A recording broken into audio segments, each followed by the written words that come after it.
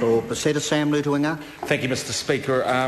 My privilege to speak on this, the third reading of the Copyright Infringing File Sharing Amendment Bill. And Mr Speaker, it's an opportunity to thank the Minister and his work, certainly not just in bringing about this piece of legislation which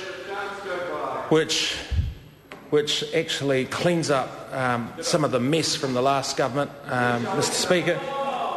And it's an opportunity to thank the Minister also for his negotiation skills, because there was a lot of negotiation going on, not just with other parties, but with stakeholders in order to get what I believe, sir, to be a fair and reasonable piece of legislation that addresses the needs of all stakeholders.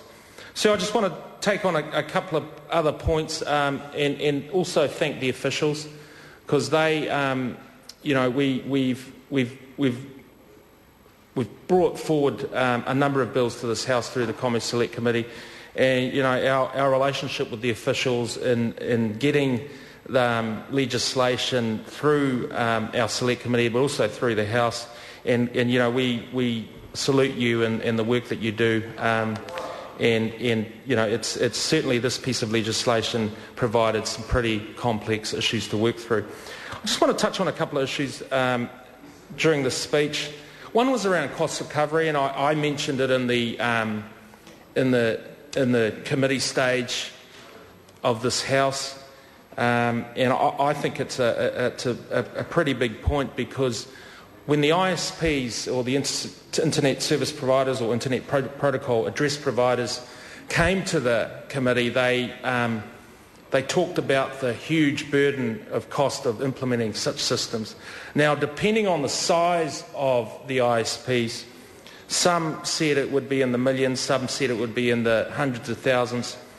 But in terms of coming to an actual cost per notice processing fee, they came with a range of between $14 per notice and $56.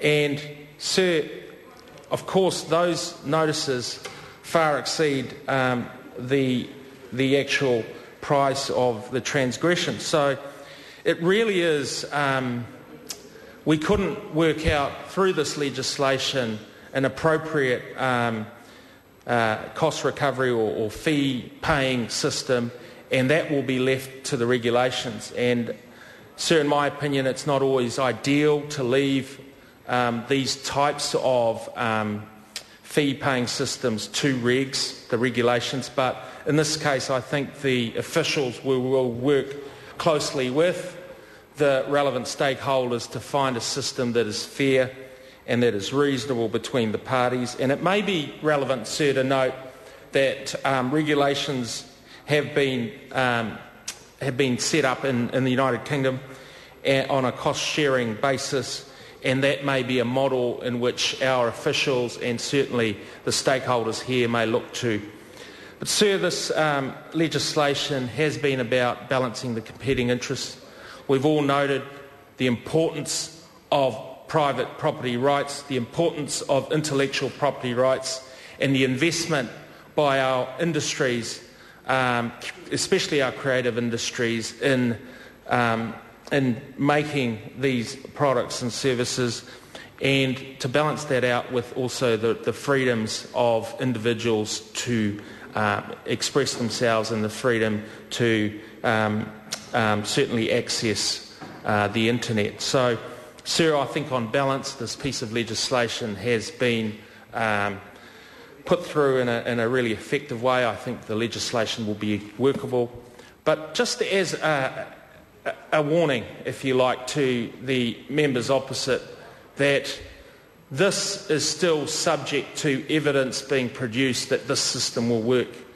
It is not a guarantee, as one of my colleagues from across the aisle has said, and it's not, we're not going to support this, as a Labour member has said prior to this, to my speech.